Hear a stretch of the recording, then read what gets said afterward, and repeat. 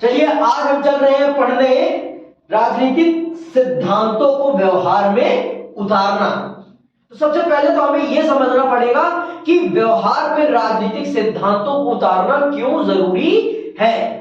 आप अपने अधिकार जान रहे हैं, लेकिन आप अगर उन अधिकारों को अपने जीवन में इंप्लीमेंट नहीं कर रहे तो आपको आपके अधिकारों के बारे में पता होने का कोई फायदा है नहीं है ना।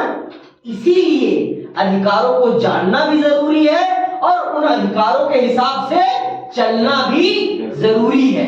अगर आप अपने अधिकारों को जान रहे हैं और उनके अनुसार नहीं चल रहे तो आपको आपके अधिकारों के बारे में पता होने का कोई मतलब नहीं है।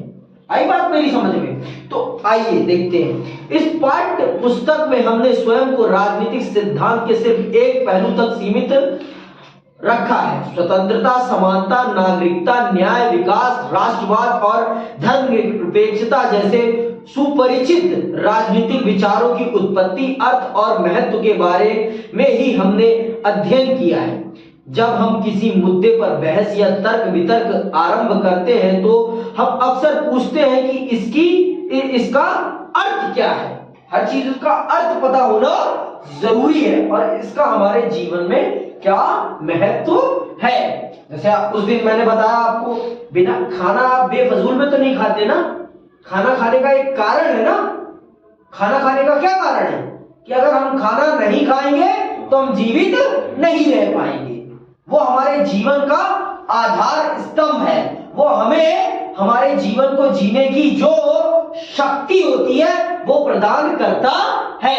तो इसी प्रकार से ये जो आपको अभी मैंने शब्द बताया, स्वतंत्रता, समानता, धर्मनिरपेक्षता, नागरिकता, ये भी आपके जीवन को बेहतर बनाने वाले सिद्धांत हैं। अगर आप इनको अपने जीवन में अनुसरित नहीं करेंगे तो आपका जीवन एक राष्ट्र में रहते हुए बेहतर नहीं हो सकता। बिना स्वतंत्र जीवन के आप अपने जीवन की उन आकांक्षाओं की प्राप्ति कर सकते हैं जो आप सपने देख रहे हैं? कभी भी नहीं। अगर आपके पास स्वतंत्रता नहीं है, लिबर्टी नहीं है, इंडिपेंडेंस नहीं है, तो आप अपने अनुसार अपना जीवन जी पाएंगे? आपको अगर अपना जीवन अपने अनुसार जीना है तो आपके पास क्या होना जरूरी है? आपके पास स्वतंत्रता होना बहुत जरूरी है। स्वतंत्रता, समानता होना बहुत जरूरी है। तो यही समझा रहा है कि किसी भी चीज को समझे तो सबसे पहले उसका अर्थ समझे और फिर उसके बाद उसकी उपयोगिता को समझे कि उस चीज का हमारे जीवन में क्या मतलब है। ऐसे ही आपको संविधान में अनेक मौलिक अधिकार नहीं दिए गए हैं। उन मौलिक अधिकारों का आपके जीवन को बेहतर बनाने में बहुत बड़ा योगदान है, इसलिए आपको मौलिक अधिकार मुहैया कराए गए हैं। उन मौलिक अधिकारों के बिना आपके जीवन में अंधकार छा जाएगा। समझ में आई बात? वो मौलिक अधिकार आपके जीवन को प्रकाशित करते हैं जो आपको भारत के संविधान के द्वारा दिए गए हैं। समझ में आई बात? और यह कैसे महत्वपूर्ण होता है? राजनीतिक सिद्धांतकारों ने बताया है कि आजादी या समानता क्या है और इसकी विविध परिभाषाएं प्रस्तुत की हैं। गणित के विपरीत यहाँ त्रिभुज या वर्ग की सिर्फ एक परिभाषा होती है। राजनीतिक सिद्धांत में में समानता, आजादी या न्याय की अनेक परिभाषाओं से रूबरू होते हैं। गणित में हर चीज की एक परिभाषा होती है, लेकिन आपके पॉलिटिकल साइंस में एक चीज की अनेक व्याख्याएं या अनेक डेफिनेशंस हो सकती हैं। यहां पर किसी एक चीज का एक डेफिनेशन नहीं है। यहां पर कंडीशन के हिसाब से सारी चीजें बदलती हैं। जहां जैसी कंडीशन वहां वैसी उसकी आजादी होगी। आप बॉर्डर एरिया में जाकर ये नहीं कह सकते कि मेरे पास आजादी का हक है तो मैं बॉर्डर पर जाकर मैं देख सकता हूं। वहां पर आपके लिए आपकी फ्रीडम उतनी नहीं है जितनी आप नॉर्मल एरिया में होगी आपकी फ्रीडम। समझ में आई बात? पॉलिटिकल साइंस में कंडीशंस के हिसाब से सारी चीजें चलती हैं और उसी के हिसाब से डेफिनेशन चेंज होती हैं। उसी के हिसाब से डेफिनेशंस चेंज होती हैं। तो इसीलिए पॉलिटिकल थ्योरी को जितना समझना जरूरी है उतना उसे अपने लाइफ में इंप्लीमेंट करना भी जरूरी है। अगर आप पॉलिटिकल थ्योरी के टॉपिक्स को अपनी लाइफ में इंप्लीमेंट नहीं करते तो आपका पॉलिटिकल थ्योरी को पढ़ने का कोई मतलब नहीं बनता है।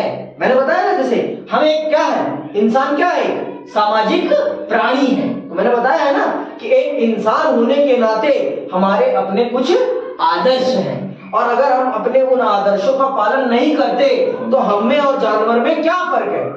हम जानवर से किस आधार पर अलग है कि हम कुछ आदर्शों, कुछ प्रिंसिपल्स को फॉलो करते हैं। हम कुछ प्रिंसिपल्स को फॉलो करते हैं, इसीलिए हम सोशल एनिमल कहलाते हैं। अगर हम भी उन प्रिंसिपल्स को फॉलो नहीं करेंगे तो हमारे होने या ना होने का कोई मतलब नहीं बनता है। समझ में आई बात? ऐसा इसलिए है क्योंकि समानता जैसे शब्दों का सरोकार किसी वस्तु के बजाय अन्य मनुष्यों के साथ हमारे संबंध से होता है। वस्तुओं के विपरीत मनुष्य समानता जैसे मुद्दों पर अपनी राय रखता है और इन मतों को समझने और इनसे तालमेल रखने की जरूरत होती है। ऐसा करने की दिशा में हम कैसे बढ़ सकते हैं? चलिए हम विभिन्न जगहों में समानता से संबंधित सामान्य अनुभवों से शुरू करें। देखो, जो ये आपकी इक्वालिटी है, आपकी फ्रीडम है, ये सारे ना आपके लाइफ के वो चीजें हैं जो आपकी लाइफ को बेटर बनाते हैं और दूसरों के लाइफ में आपके इंटरफियरेंस को कम करते हैं। भाई एक लिमिट है ना, आप अपनी आजादी का तभी तक प्रयोग कर सकते हैं जब तक आप किसी और की आजादी में किसी भी प्रकार की दखलंदाजी ना कर रहे हों। वो है आजादी। आजादी इंसान का वो गहना है जो इंसान को इंसान बनाती है। आजादी और समानता, फ्रीडम और इक्वालिटी इंसान की वो ज्वेलरी है जो इंसान को इंसान बनाती है।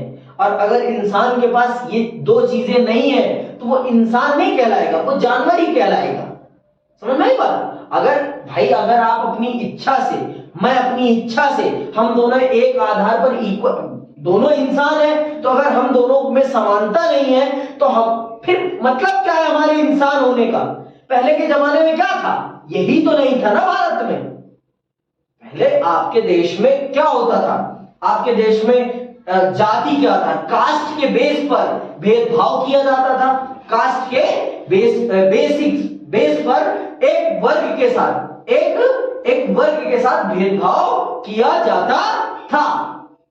समझ में आई बात? आज इसीलिए उन लोगों को क्या प्रोवाइड है? रिजर्वेशन, आरक्षण प्रोवाइड है, जिससे कि वो अपलिफ्ट हो सके, उनका अपलिफ्टमेंट हो सके और वो सामान्य समाज के साथ कंधे से कंधा मिलाकर चल सके।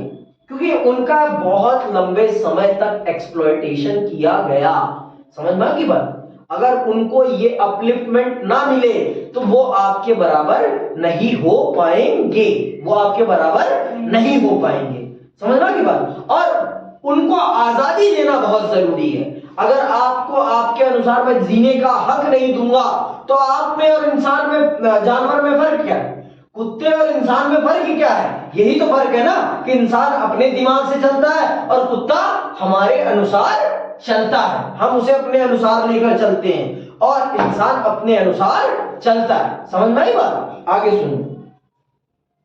आपने गौर किया होगा कि अगर लोग अक्सर सरकारी कार्यालय, डॉक्टर के प्रतीक्षालय या दुकानों में कतार तोड़कर आगे बढ़ जाते हैं, है ना? आपने ध्यान कभी कभी देखा होगा कि जब आप कभी डॉक्टर के पास जाते हैं तो कुछ लोग आते हैं आगे, बिना बहुत पीछे होते हैं, आते हैं और तुरंत डॉक्टर के पास चले जाते हैं। तो आपको कैसा लगता है? आप बड़ी देर से लाइन में लगे हुए हैं, लेकिन एक व्यक्ति आया, तुरंत आया और डॉक्टर के पास जाकर उसने प्रिस्क्राइब कराई अपने लिए दवाई और निकल लिया। आपको ये कैसा लगता है जब आप ये देखते हैं? तो अच्छा नहीं लगता। क्यों नहीं अच्छा लगता?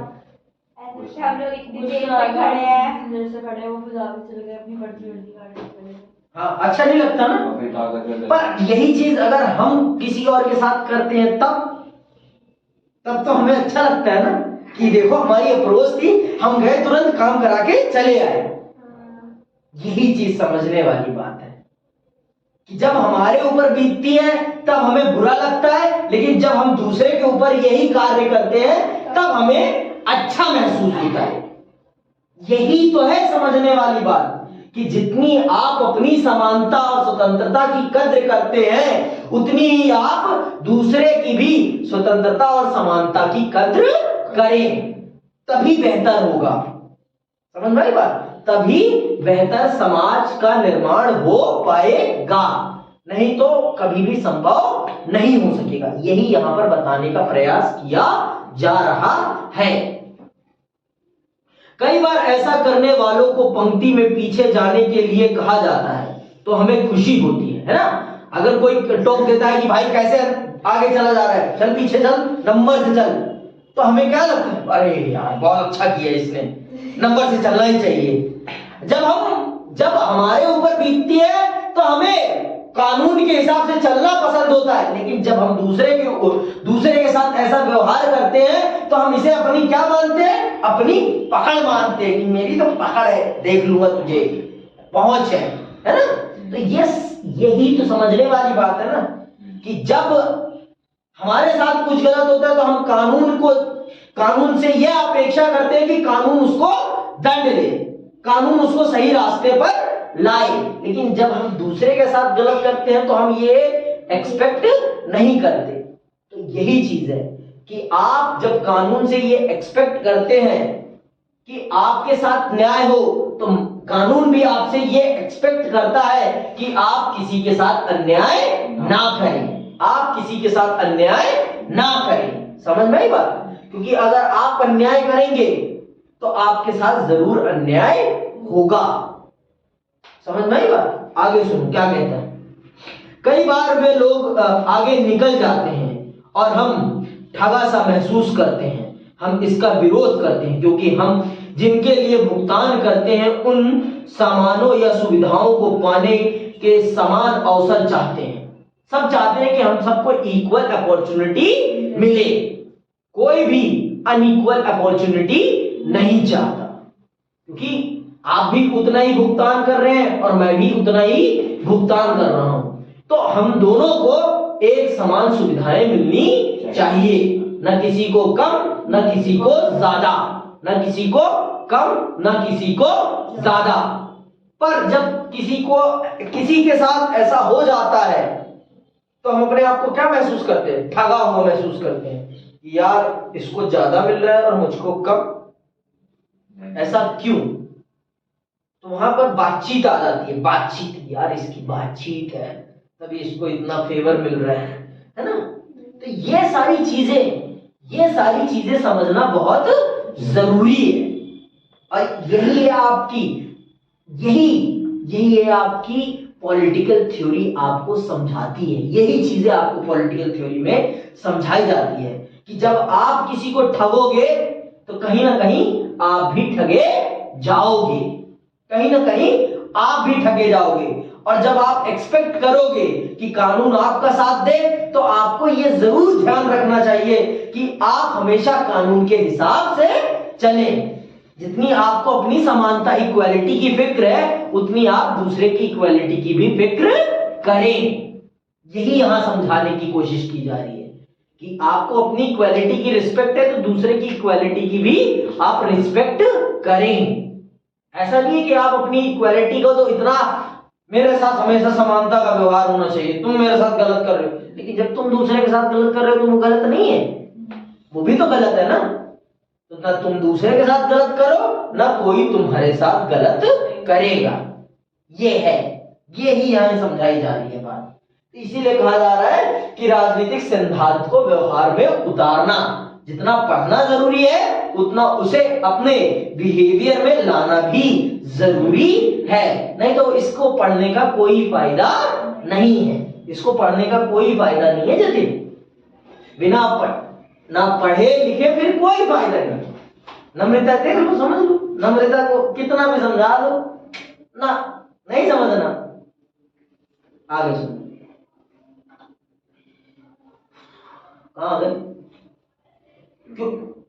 क्योंकि हम जिनके लिए भुगतान करते हैं उन सामानों या सुविधाओं को पाने में समान अवसर चाहते हैं। इसीलिए जब हम अपने अनुभव पर ध्यान देते हैं, हम समझते हैं कि समानता का अर्थ सभी के लिए समान अवसर होता है। फिर भी अगर वृद्धों और विकलांगों के लिए अलग काउंटर हो तो हम समझते हैं कि उनके साथ विशेष बर्ताव न्यायोचित है, क्योंकि भगवान ने उन्हें हमसे कुछ कम दिया है, तो अगर उनको कुछ विशेष दिया जा रहा है तो ये हमारे साथ असमानता नहीं है, ये हमारे साथ असमानता नहीं है। अगर विकलांग व्यक्ति या वृद्ध व्यक्ति को कुछ विशेष सुविधाएं प्रदान की जा रही है तो हम इसे कभी भी अपने साथ असमानता नहीं मानेंगे। क्यों? क्योंकि उनकी कैपेबिलिटी और हमारी कैपेबिलिटी इक्वल नहीं है। इक्वालिटी हमेशा एक स्टैंडर्ड पर होती है, समझना की बात। अब आप कहो कि गरीब एक ग्रामीण के बच्चे में और एक शहर के बच्चे में समानता है, तो मैं इससे समानता नहीं मानूंगा, क्योंकि उसने जिस एनवायरनमेंट में स्टडी करी है और आपने जिस एनवायरनमेंट में स्टडी करी है वो डिफरेंट एनवायरनमेंट है। अब इनमें इक्वालिटी नहीं हो सकती है, समझना की बात। आप देखो, एक गरीब के बच्चे का और एक अमीर के बच्चे में बहुत सारे डिफरेंस होते हैं, उनके बीच में आप कभी भी इक्वालिटी नहीं मान सकते। तो इसीलिए अगर गरीब के बच्चे को अपलिफ्ट किया जा रहा है तो इस बात को अमीर का बच्चा ये नहीं समझ सकता कि उसके साथ अनइक्वालिटी की जा रही है, क्योंकि उसके पास जितनी सुविधाएं हैं उतनी सुविधाएं उसके पास नहीं है। तो अगर सरकार उसको कुछ स्पेशल प्रोवाइड कर रही है तो वो कहीं से भी इसके साथ अनइक्वालिटी का बिहेवियर नहीं है, समझना की बात, ये बात समझो। और आज के टाइम पे अगर हमारे देश में महिलाओं को ज्यादा सुविधाएं प्रदान की जा रही हैं पुरुषों के अनुपात में, तो पुरुष इसे अपने साथ असमानता नहीं मान सकता है। क्यों? क्योंकि एक लंबे टाइम तक महिलाओं के साथ भेदभावपूर्ण व्यवहार किया गया है और उन्हें समाज में पुरुषों के समान लाने के लिए उनको पुशअप करना बहुत जरूरी है, नहीं तो वो फिर पिछड़ जाएंगी, समझ में आई बात। आगे सुनो। लेकिन हम प्रतिदिन यह भी देखते हैं कि बहुत से गरीब लोग दुकान या चिकित्सक के पास इसलिए नहीं जा सकते कि उनके पास सामान या सुविधाओं की कीमत चुकाने के लिए रुपए नहीं होते। इनमें से कुछ लोग दैनिक मजदूर होते हैं जो घंटों पत्थर काटते या ईंट पाथते हैं। अगर हम संवेदनशील हैं तो महसूस करते हैं कि यह अनुचित है कि समाज में कुछ सदस्यों को बुनियादी जरूरतें भी पूरी नहीं ना हो। तब हम इस अनुभव से गुजरते हैं कि समानता में किसी न किसी प्रकार की निष्पक्षता बरती जानी चाहिए ताकि लोग अनुचित रूप से शोषित ना हो और आर्थिक कारकों की वजह से प्रतिकूल परिस्थितियों के शिकार ना हो। समझ में? देखो, सबसे बड़ी अनइक्वालिटी अगर किसी भी सेक्टर में है तो वो है आपकी इकोनॉमिकल अनइक्वालिटी।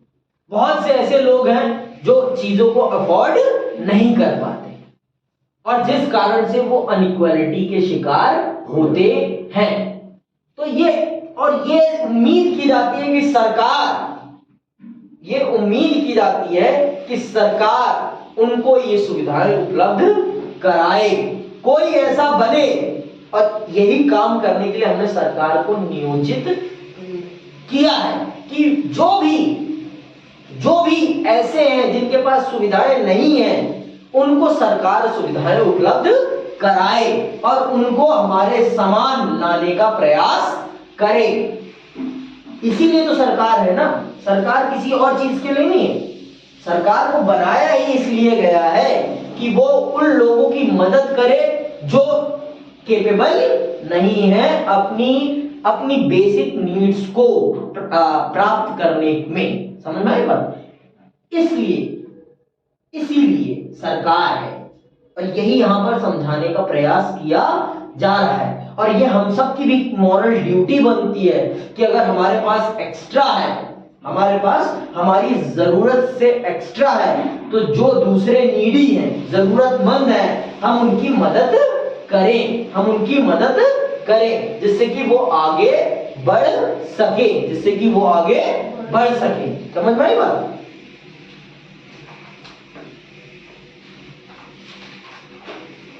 इस तथ्य पर गौर करें कि बहुत से बच्चे स्कूल नहीं जा पाते क्योंकि अपना पेट भरने के लिए उन्हें काम करना पड़ता है। इसी तरह अधिसंख्य लड़कियों को स्कूल से इसलिए हटा लिया जाता है कि माँ बाप के काम पर जाने के दौरान उन्हें छोटे भाई बहनों की देखभाल करनी है। हालांकि भारतीय संविधान सभी को प्राथमिक शिक्षा पाने के अधिकार की गारंटी देता है, लेकिन यह अधिकार मात्र औपचारिक बनकर रह गया है। फिर हम महसूस कर सकते हैं कि ऐसे बच्चों और उनके माँ बाप के लिए सरकार को कुछ ज्यादा ही करना चाहिए ताकि वे स्कूल जा सके। तो यहां भी किसकी जिम्मेदारी है? सरकार की जिम्मेदारी है। आप सब खुश नसीब हैं कि आप सब एक ऐसे परिवार में पैदा हुए हैं जो संपन्न परिवार है और जो आपकी शिक्षा को अफोर्ड कर पाते हैं। समझ में आई बात?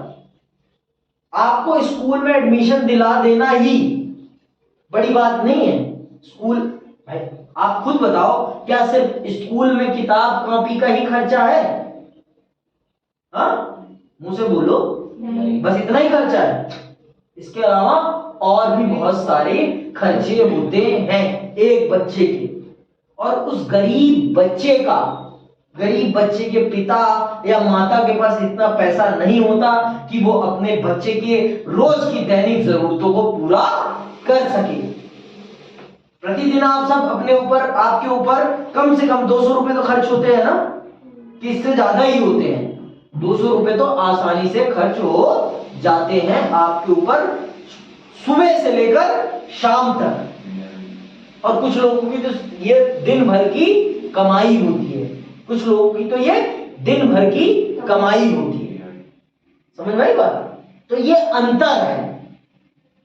तो अगर इन बच्चों को, और लड़कियों के साथ तो ये हो जाता है कि अगर उनके मम्मी पापा दोनों काम कर रहे हैं और अगर उनका कोई छोटा भाई बहन है तो मम्मी ये एक्सपेक्ट करती हैं कि बिटिया को स्कूल ना भेजकर उसको अपने छोटे भाई बहनों की देखभाल में लगा देती हैं। तो यहां सरकार की जिम्मेदारी बनती है कि सरकार उनको भी समान अवसर प्रदान करे। तो अब बताओ, क्या इनकी स्वतंत्रता और समानता का उस प्रकार से ख्याल रखा जा रहा है जिस प्रकार से आपकी स्वतंत्रता और समानता का रखा जा रहा है? कदापि ही नहीं। इनको समान अवसर मिल रहे हैं तो ये आपके साथ compete कर सकते हैं। अगर इनको compete करना है तो इनको भी वो फैसिलिटीज प्रोवाइड की जाए जो जैसे कि आपके पास है, तब जाके कंपटीशन ना बराबर वालों में होता है, छोटे और बड़े में नहीं होता। अमीर और गरीब में कभी कंपटीशन नहीं होता।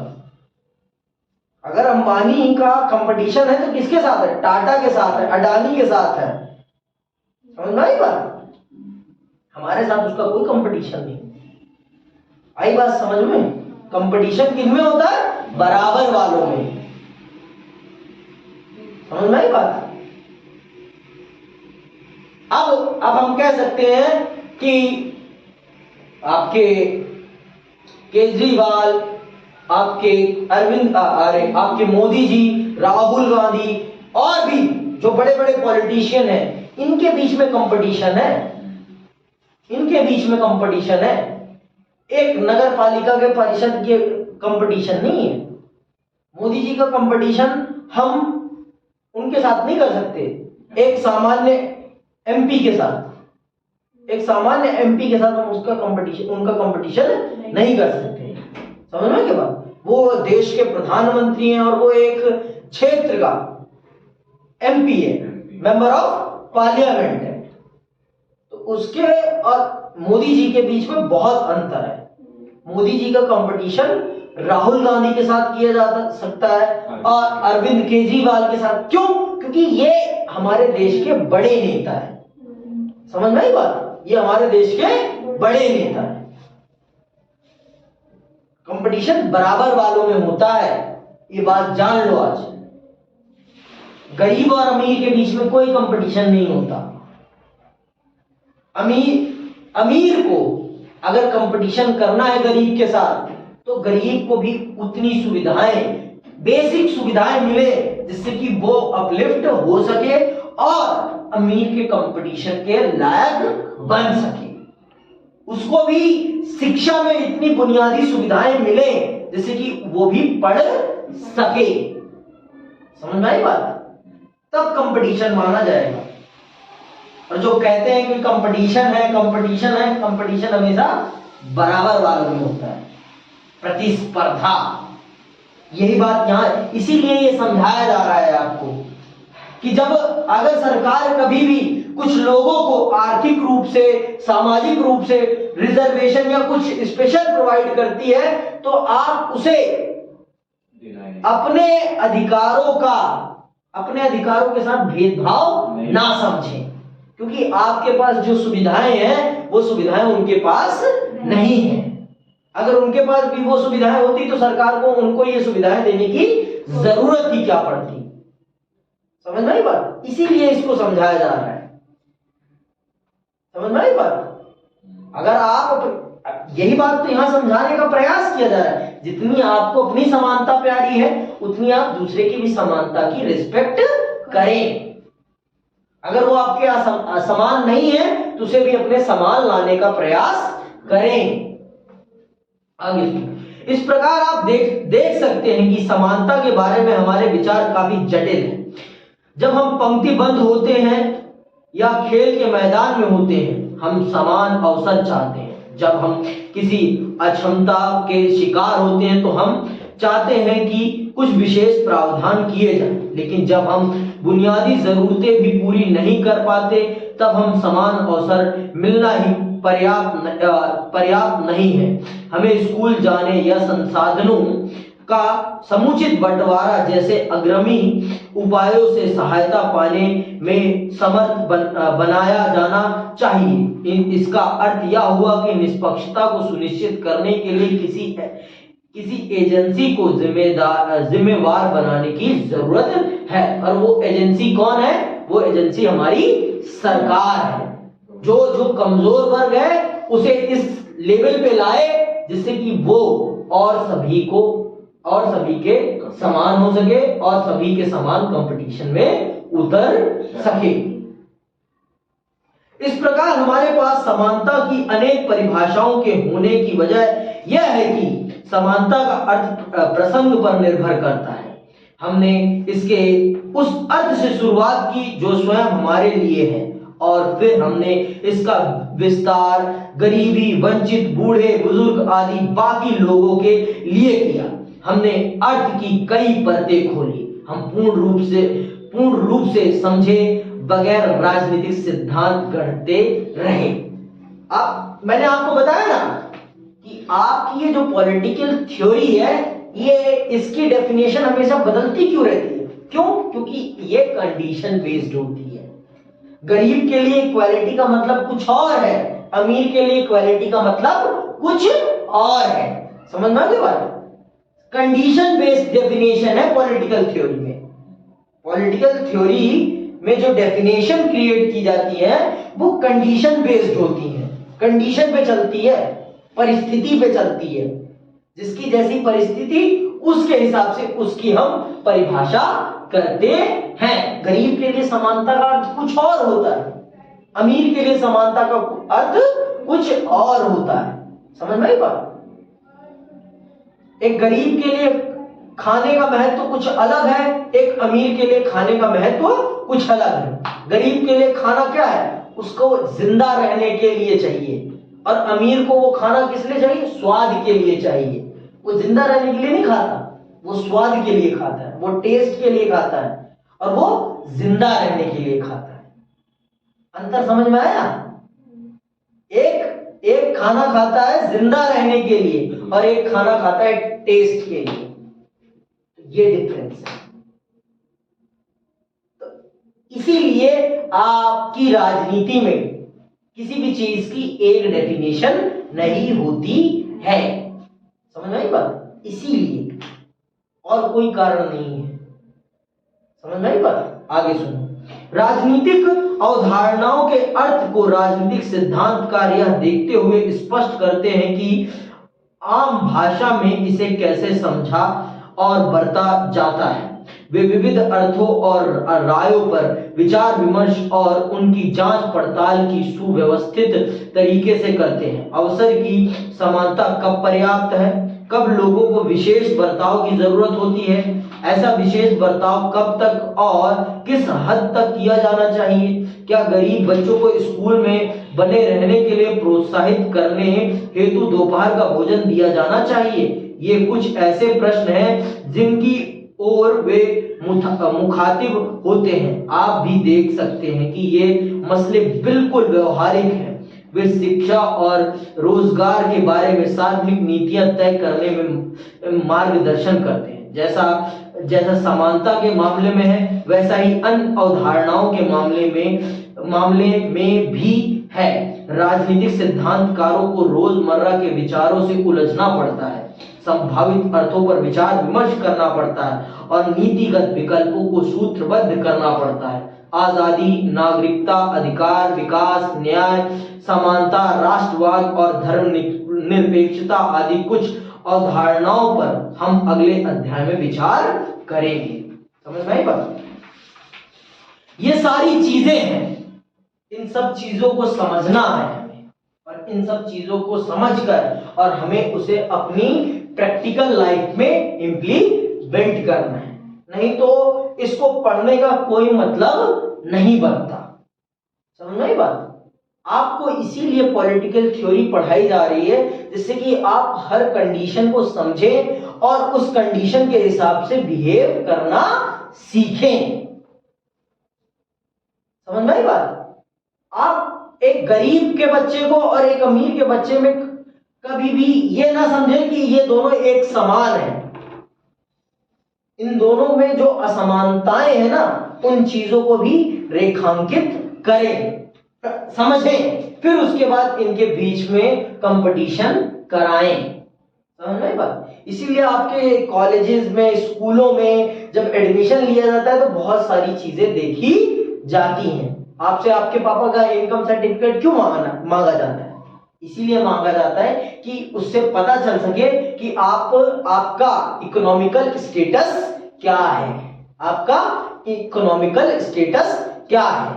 अगर आप एक अच्छे घर से आते हैं तो आप एक प्राइवेट यूनिवर्सिटी भी अफोर्ड कर सकते हैं, एक प्राइवेट स्कूल भी अफोर्ड कर सकते हैं। लेकिन एक बच्चा जिसके मम्मी पापा लेबर हैं, वो तो अफोर्ड नहीं कर पाएगा ना। तो प्रायोरिटी किसको मिलनी चाहिए? किसको?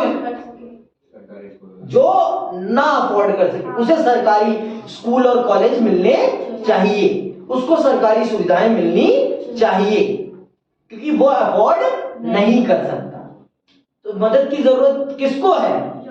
जो अफोर्ड नहीं। इसी चीज को समझाने के लिए आपको ये पढ़ाया जा रहा है, और ये अपेक्षा की जाती है कि जब आप इसको समझ लें तो इसको अपनी लाइफ में इंप्लीमेंट भी करें। चलिए आज के लिए बस इतना ही। आज के लिए बस धन्यवाद।